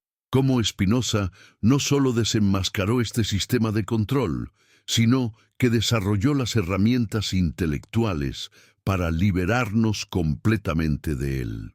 El despertar de la conciencia racional. ¿Qué significa realmente vivir libre del miedo que ha esclavizado a la humanidad durante siglos? Spinoza no se conformó con criticar los sistemas religiosos existentes. Fue mucho más allá. Desarrolló una filosofía completa de liberación mental que hacía innecesaria toda la estructura de intermediarios espirituales, castigos sobrenaturales y revelaciones exclusivas. Su concepto revolucionario de Deus sive natura, Dios o sea la naturaleza, no era simplemente ateísmo disfrazado como sus enemigos afirmaban. Era algo mucho más radical y liberador. La comprensión de que lo sagrado no está separado del mundo natural, sino que es el mundo natural en toda su complejidad y belleza. ¿Puedes imaginar las implicaciones devastadoras de esta idea para todo el aparato de control religioso? Si Dios es la naturaleza misma, entonces no existe separación artificial entre lo sagrado y lo profano. No hay necesidad de sacerdotes especiales que medien entre tú y lo divino. No hay lugar para revelaciones exclusivas que solo algunos privilegiados pueden interpretar. No hay justificación para ninguna forma de autoridad religiosa institucionalizada. Spinoza había comprendido algo que los controladores religiosos más temían, que cada ser humano tiene acceso directo e inmediato a lo sagrado, simplemente en virtud de ser parte integral de la realidad natural. No necesitas permisos, no necesitas intermediarios, no necesitas cumplir requisitos artificiales establecidos por instituciones que reclaman monopolios sobre la verdad. Esta comprensión era tan peligrosa para el orden religioso establecido que preferían acusar a Spinoza de ateísmo antes que enfrentar las implicaciones reales de su filosofía. Porque el ateísmo podía ser combatido con argumentos teológicos tradicionales, pero el panteísmo spinociano hacía irrelevantes todas esas discusiones. ¿Y sabes qué es lo más hermoso de esta perspectiva? Que elimina completamente el terror existencial que los manipuladores religiosos habían cultivado durante milenios. Si somos parte integral de la naturaleza divina, entonces nuestra existencia no es accidental ni condicional. Existimos por necesidad natural, no por capricho de un Dios antropomórfico que podría cambiar de opinión sobre nosotros. La destrucción del edificio de culpa. Pero ¿cómo liberarse específicamente de la carga aplastante de culpa metafísica que los sistemas religiosos habían impuesto sobre la humanidad?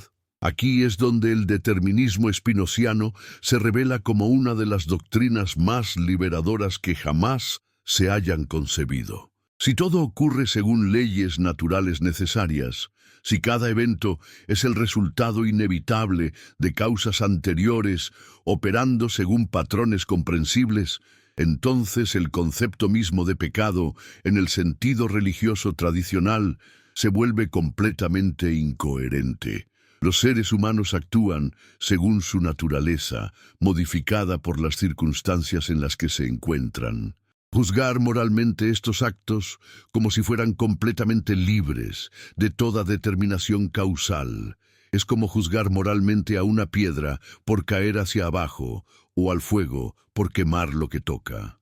Esto significa que Spinoza era un relativista moral que creía que todo está permitido.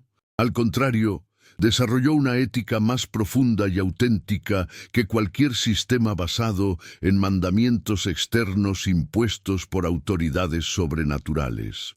Su concepto de conatus, el esfuerzo fundamental por perseverar en el ser que caracteriza a todos los entes naturales, proporcionaba una base completamente natural para la moralidad. No necesitamos amenazas de castigo eterno para comportarnos éticamente.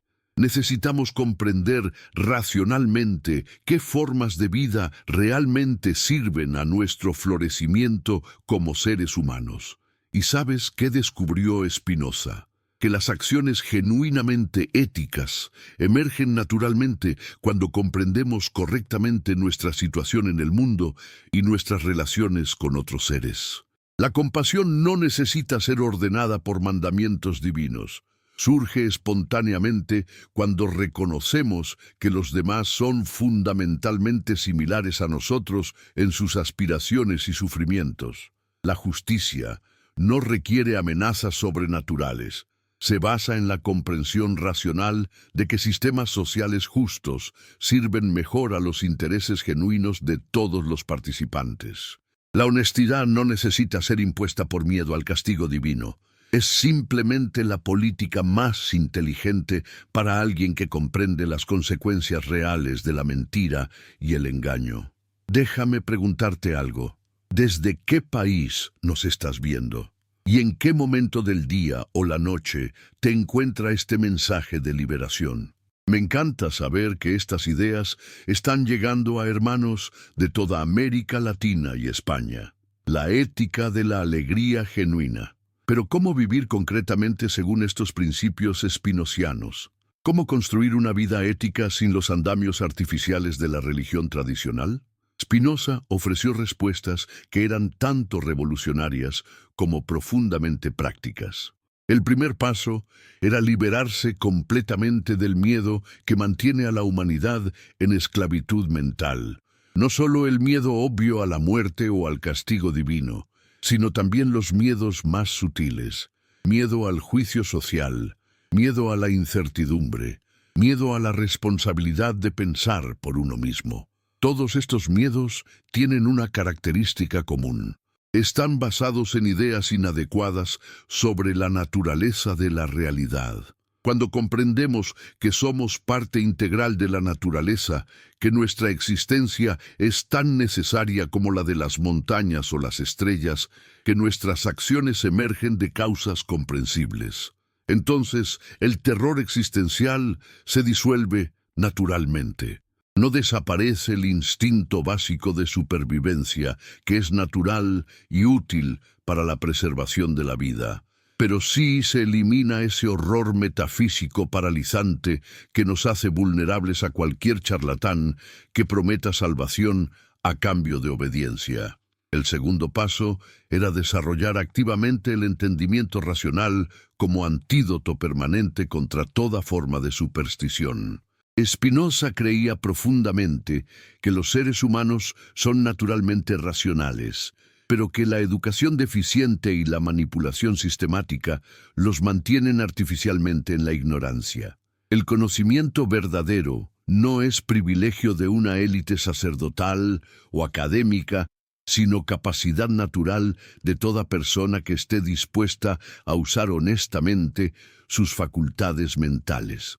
No necesitas títulos especiales, no necesitas iniciaciones misteriosas, no necesitas permisos institucionales para comprender la realidad y vivir según esa comprensión. ¿Y el resultado de este proceso de liberación intelectual? Lo que Spinoza llamaba alegría activa, una forma de felicidad que no depende de circunstancias externas, sino que emerge del propio desarrollo como ser racional y creativo. Esta alegría no es euforia artificial, ni optimismo forzado, sino satisfacción profunda, que proviene de actualizar nuestro potencial humano genuino. Es la felicidad del científico que descubre nuevas verdades sobre el mundo, del artista que crea belleza auténtica, del filósofo que desarrolla ideas claras, de cualquier persona que vive según su naturaleza real, en lugar de según roles impuestos por otros. La revolución silenciosa, que cambió todo. Pero ¿qué impacto tuvieron realmente las ideas de Spinoza en el mundo? Durante su vida, aparentemente muy poco. Sus obras fueron prohibidas inmediatamente. Su nombre se convirtió en sinónimo de ateísmo peligroso. Sus ideas fueron sistemáticamente distorsionadas y demonizadas por enemigos que preferían no enfrentarlas directamente. Sin embargo, bajo la superficie visible de la historia oficial, una revolución silenciosa había comenzado. Los manuscritos de Spinoza circulaban clandestinamente entre intelectuales europeos que reconocían haber encontrado las herramientas definitivas para liberar el pensamiento humano de milenios de superstición institucionalizada. Voltaire, aunque públicamente se distanciaba de Spinoza por razones de seguridad personal, incorporó secretamente muchas de sus ideas más poderosas en su crítica devastadora del cristianismo institucional. Los enciclopedistas franceses sabían perfectamente cuánto le debían al filósofo holandés, aunque rara vez lo admitieran abiertamente. Incluso Kant, que dedicó enormes esfuerzos a intentar refutar el espinosismo, terminó desarrollando un sistema ético que no requería fundamentación teológica tradicional. La influencia era tan profunda que incluso quienes se oponían a Spinoza no podían evitar ser transformados por el encuentro con sus ideas. Y en los siglos posteriores, la crítica bíblica moderna, que finalmente demostró empíricamente lo que Spinoza había intuido sobre los orígenes humanos de los textos sagrados, tiene sus raíces directas en su metodología pionera. La antropología religiosa, que estudia las religiones como fenómenos culturales naturales, sigue el camino que él abrió. La sociología del conocimiento, que examina cómo las ideas emergen de condiciones sociales específicas, desarrolla insights que Spinoza había anticipado. La psicología de la religión, que investiga las bases naturales de las experiencias espirituales, confirma sus intuiciones sobre la naturaleza humana. Pero ¿sabes dónde es más visible el triunfo de las ideas spinozianas? En las sociedades más exitosas, prósperas y pacíficas del mundo contemporáneo, países como Dinamarca, Suecia, Holanda, Japón, que han seguido el camino hacia la secularización que Spinoza anticipó, consistentemente encabezan todos los índices internacionales de felicidad, educación, igualdad, innovación y bienestar social, los enemigos eternos de la liberación. Pero ¿significa esto que la batalla que Spinoza comenzó ya está definitivamente ganada? Desafortunadamente, no. Las fuerzas que él identificó y combatió siguen operando activamente, adaptándose constantemente a nuevas circunstancias, pero manteniendo su esencia manipuladora fundamental. El fundamentalismo religioso ha resurgido con fuerza terrible en el siglo XXI, utilizando tecnologías modernas para difundir mensajes que habrían sido perfectamente comprensibles para los inquisidores medievales. Televangelistas multimillonarios siguen vendiendo milagros por televisión a masas desesperadas.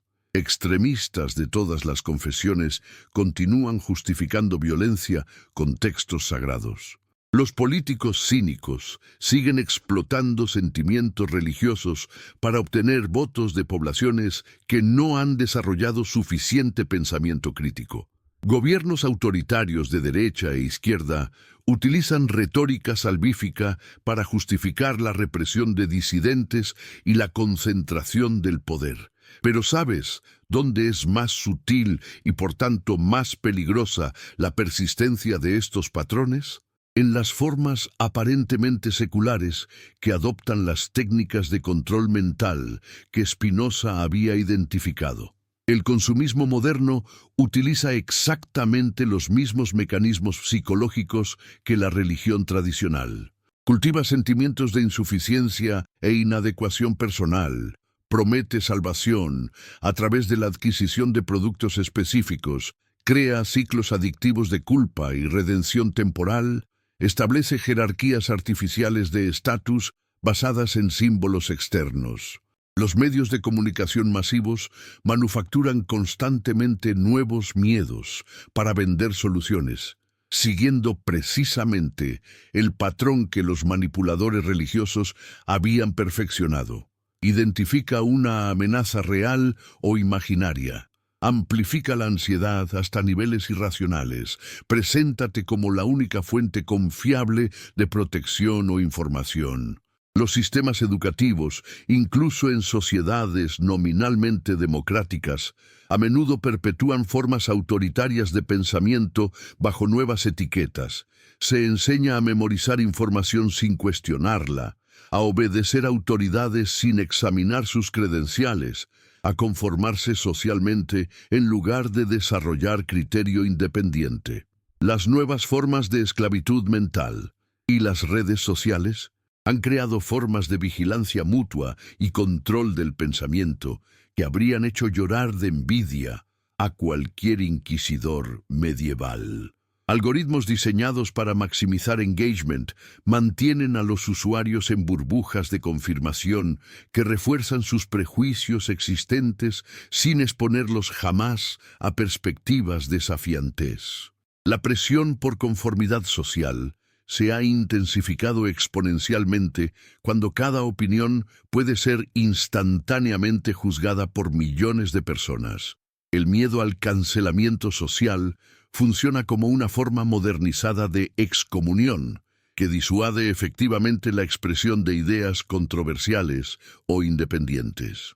Y la cultura de la victimización perpetua ha recreado dinámicas religiosas tradicionales donde la identidad personal se basa en sufrimiento pasado, donde la redención requiere confesión pública de culpas heredadas, donde cualquier cuestionamiento de la narrativa oficial se interpreta como violencia espiritual. Los movimientos políticos extremos de izquierda y derecha funcionan cada vez más como sectas religiosas seculares, completos con doctrinas incuestionables, líderes carismáticos infalibles, enemigos demonizados y promesas de salvación colectiva a través de la revolución o el retorno a un pasado idealizado. ¿Puedes ver el patrón? Las técnicas específicas evolucionan, las tecnologías se sofistican, las etiquetas cambian, pero la estructura psicológica fundamental del control mental permanece constante: cultivar dependencia emocional, desalentar el pensamiento crítico independiente, castigar la disidencia, prometer salvación a cambio de obediencia. Por favor, si este análisis te está abriendo los ojos, compártelo inmediatamente con alguien que necesite escucharlo. La verdad solo puede propagarse de mente consciente a mente consciente. La resistencia eterna de la razón. Pero también existe la resistencia constante a estos patrones de control, absolutamente. En cada generación surgen individuos que se niegan a entregar su capacidad de pensamiento independiente, que prefieren la incertidumbre de la búsqueda honesta a la falsa seguridad de las respuestas autoritarias. Los científicos genuinos, que siguen evidencia empírica sin importar a dónde los lleve, continúan la tradición spinoziana de someter todas las afirmaciones al escrutinio racional. Los artistas auténticos, que crean belleza desde su propia visión, en lugar de reproducir fórmulas comerciales, mantienen viva la capacidad humana de percepción independiente. Los filósofos honestos, que plantean preguntas incómodas sobre los fundamentos de nuestras creencias más básicas, preservan la tradición de Sócrates y Spinoza de preferir la ignorancia reconocida a la falsa sabiduría.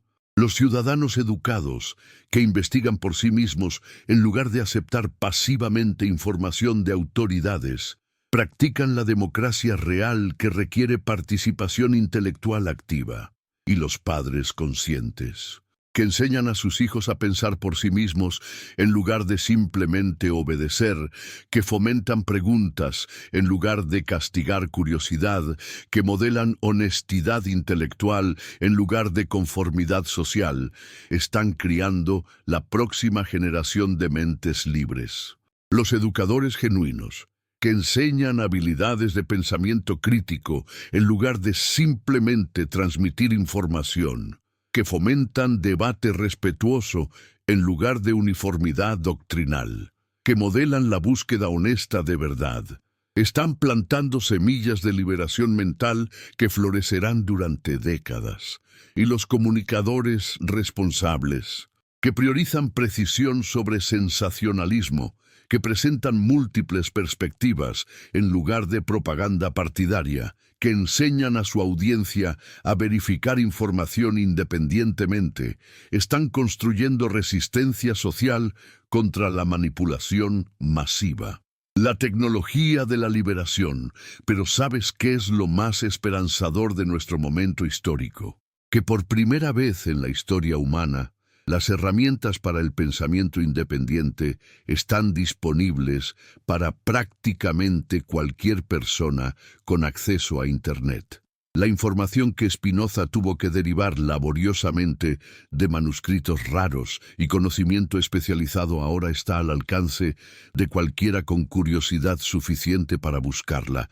Los descubrimientos arqueológicos que confirman sus intuiciones sobre los orígenes de las religiones están documentados en detalle y disponibles gratuitamente.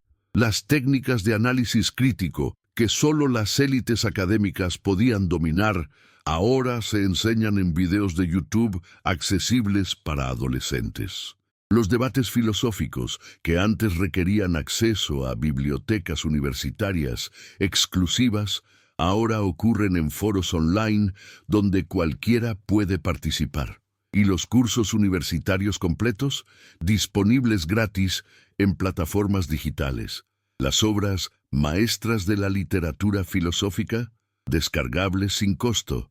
Los últimos descubrimientos científicos, publicados en revistas de acceso abierto. Las herramientas de verificación factual, al alcance de cualquiera con smartphone.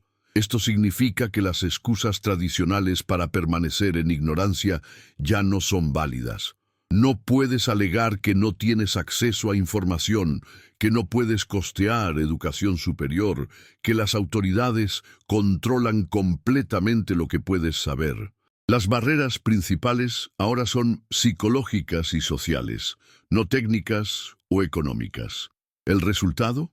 Una democratización sin precedentes del conocimiento y las herramientas críticas. Por primera vez en la historia, es posible que poblaciones enteras desarrollen niveles de educación e independencia intelectual que antes estaban reservados para pequeñas élites. Los desafíos de la libertad mental. Pero esta disponibilidad de información también trae nuevos desafíos. Definitivamente. Cuando todo está disponible, distinguir información confiable de desinformación requiere habilidades de discriminación que muchas personas no han desarrollado. Cuando cualquiera puede publicar cualquier cosa, la autoridad epistémica tradicional se colapsa, pero no todos están preparados para asumir la responsabilidad de evaluar fuentes independientemente, cuando algoritmos personalizados determinan qué información recibimos. Podemos terminar más aislados intelectualmente que nunca. Y la velocidad de cambio es tan acelerada que muchas personas se sienten abrumadas y buscan refugio en simplicidades autoritarias que les prometan certeza en medio del caos informacional. El fundamentalismo religioso y político A menudo funciona como reacción defensiva contra la complejidad de la vida moderna. Los manipuladores también han adaptado sus técnicas a las nuevas condiciones. Trolls profesionales, bots automatizados, campañas de desinformación coordinadas, microtargeting psicológico basado en datos personales masivos. Los enemigos de la libertad mental han desarrollado herramientas más sofisticadas que cualquier inquisidor medieval podría haber imaginado. Pero ¿sabes qué? Los principios básicos que Spinoza identificó siguen siendo completamente relevantes para navegar estos desafíos modernos. Desarrollar criterio independiente, verificar fuentes múltiples, mantener escepticismo saludable hacia afirmaciones extraordinarias, priorizar evidencia sobre autoridad, cultivar tolerancia hacia la incertidumbre. La batalla entre libertad mental y control autoritario no es cosa del pasado, sino el conflicto definitorio de nuestro tiempo. Y cada persona que elige desarrollar pensamiento crítico independiente es un soldado en el ejército de liberación que Spinoza comenzó a reclutar hace más de 3 siglos. El legado viviente de Spinoza, donde podemos ver más claramente el triunfo de las ideas spinozianas en el mundo contemporáneo, en las sociedades que han logrado combinar prosperidad material con libertad intelectual, innovación científica con tolerancia cultural, bienestar individual con cohesión social. Los países nórdicos, que han seguido más completamente el camino hacia la secularización racional que Spinoza anticipó, consistentemente lideran todos los índices de calidad de vida. No es coincidencia que las sociedades donde la religión organizada tiene menos poder político también sean las más educadas, prósperas, innovadoras y pacíficas. Y en el ámbito de la ciencia, el método científico moderno, con su énfasis en evidencia empírica, verificación independiente y revisión constante de teorías establecidas, representa la institucionalización de principios spinozianos de investigación racional.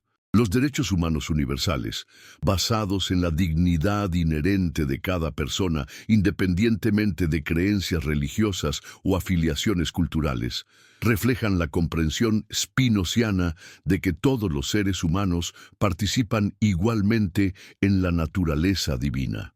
La educación secular, que enseña habilidades de pensamiento crítico sin adoctrinamiento religioso, perpetúa el ideal spinoziano de desarrollar la capacidad racional natural de cada persona. La democracia participativa, que requiere ciudadanos capaces de evaluar información y tomar decisiones independientes, depende de poblaciones educadas según principios spinozianos. Y en el desarrollo personal, las terapias psicológicas modernas más efectivas se basan en principios que Spinoza había anticipado.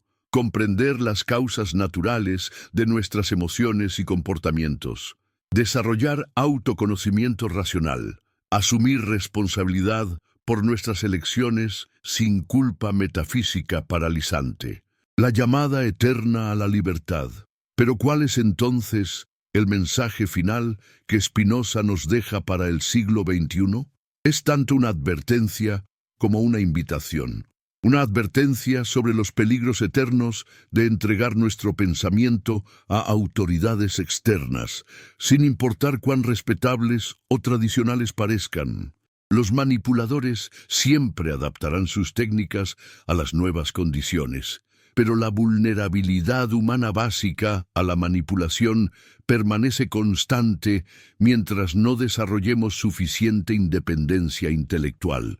Los vendedores de salvación cambiarán sus productos y marketing, pero seguirán explotando nuestros miedos existenciales mientras no aprendamos a enfrentar la incertidumbre con coraje racional. ¿Y la invitación? A reclamar nuestra dignidad fundamental como seres racionales, capaces de comprender el mundo y vivir éticamente sin necesidad de tutores sobrenaturales o autoridades institucionales que piensen por nosotros. Esta no es una invitación fácil ni cómoda. Requiere aceptar la responsabilidad aterradora de pensar por nosotros mismos, de tomar decisiones sin garantías absolutas, de vivir con preguntas abiertas en lugar de respuestas autoritarias. Requiere el coraje de enfrentar verdades incómodas sobre nosotros mismos y nuestro mundo. Pero ¿sabes qué ofrece a cambio? Auténtica libertad mental. La satisfacción profunda de vivir según nuestra naturaleza real, en lugar de roles impuestos. La alegría genuina que emerge cuando desarrollamos nuestro potencial humano completo. La paz interior que viene de no tener que defender creencias que sabemos en nuestro corazón que no resistirían examen honesto. Spinoza pagó el precio más alto por ofrecernos estas herramientas de liberación. Ostracismo social completo, intentos de asesinato, siglos de demonización póstuma y la soledad existencial de ver verdades que otros preferían ignorar, pero consideraba que el precio valía la pena completamente. ¿Por qué? Porque había encontrado algo más valioso que la aceptación social o la seguridad económica, la libertad de ser completamente humano, la capacidad de pensar, sentir y actuar desde su naturaleza auténtica en lugar de desde programaciones impuestas por otros. La elección que define tu vida. Ahora la elección es tuya. Puedes seguir siendo víctima pasiva de manipuladores que venden salvación a cambio de sumisión intelectual, o puedes asumir la responsabilidad gloriosa y aterradora de pensar por ti mismo. Puedes permanecer en la comodidad de creencias heredadas que nunca has examinado críticamente, o puedes emprender el viaje hacia la comprensión racional de ti mismo y del mundo, sin importar a dónde te lleve ese viaje. Puedes continuar dependiendo de autoridades externas para que te digan qué pensar, cómo vivir, qué valorar, o puedes desarrollar tu propio criterio basado en evidencia, razón y experiencia directa. La religión organizada seguirá existiendo, porque siempre habrá personas que prefieren la seguridad de la obediencia a la responsabilidad de la libertad. Los controladores institucionales continuarán refinando sus técnicas, porque el poder sobre las mentes ajenas es la droga más adictiva que existe. Pero también seguirá existiendo la alternativa spinoziana, la posibilidad de una vida racional, ética y auténticamente libre. El conocimiento está disponible, las herramientas están al alcance, los ejemplos históricos demuestran que es posible. Como dijo el propio Spinoza en una de sus cartas, he tomado como objetivo de mi filosofía no llorar, no reír, no detestar, sino comprender. Esta actitud de comprensión racional sin emociones distorsionadoras es la clave para liberarse de todas las formas de manipulación mental. No necesitas llorar por las ilusiones perdidas cuando descubres que tus creencias más sagradas fueron manufacturadas por manipuladores. No necesitas reír cínicamente de quienes todavía viven en esas ilusiones. No necesitas detestar a los sistemas que te mantuvieron ignorante. Solo necesitas comprender cómo funcionan estos sistemas, por qué son tan efectivos, cómo liberarte de ellos y cómo ayudar a otros a liberarse también. La comprensión racional es el antídoto universal contra toda forma de superstición y control mental. ¿Estás listo para asumir esta responsabilidad? ¿Tienes el coraje de examinar honestamente tus creencias más fundamentales? ¿Puedes enfrentar la posibilidad de descubrir que mucho de lo que considerabas sagrado era simplemente propaganda sofisticada? La revolución que Spinoza comenzó en una sinagoga de Ámsterdam hace más de 3 siglos continúa en cada mente que se atreve a cuestionar, en cada persona que elige la razón sobre la superstición, en cada ser humano que reclama su derecho natural a la libertad de pensamiento. ¿Serás parte de esa revolución o seguirás siendo espectador pasivo de tu propia vida? El conocimiento está aquí. Las herramientas están disponibles, los ejemplos inspiradores abundan. La única pregunta que queda es si tendrás el coraje de usarlos. Como Spinoza escribió en su Ética, La mente humana no puede ser absolutamente destruida con el cuerpo, sino que permanece algo de ella que es eterno. Lo que permanece eterno no son las supersticiones que nos inculcaron, sino nuestra capacidad de comprender racionalmente y vivir según esa comprensión. Esta capacidad es tu herencia natural como ser humano. Nadie puede quitártela excepto tú mismo, entregándola voluntariamente a autoridades que prometen certeza a cambio de obediencia. Y nadie puede desarrollarla excepto tú mismo, asumiendo la responsabilidad de pensar independientemente sin importar las consecuencias sociales. La elección es tuya, la libertad te espera. El único requisito es el coraje de ser completamente humano.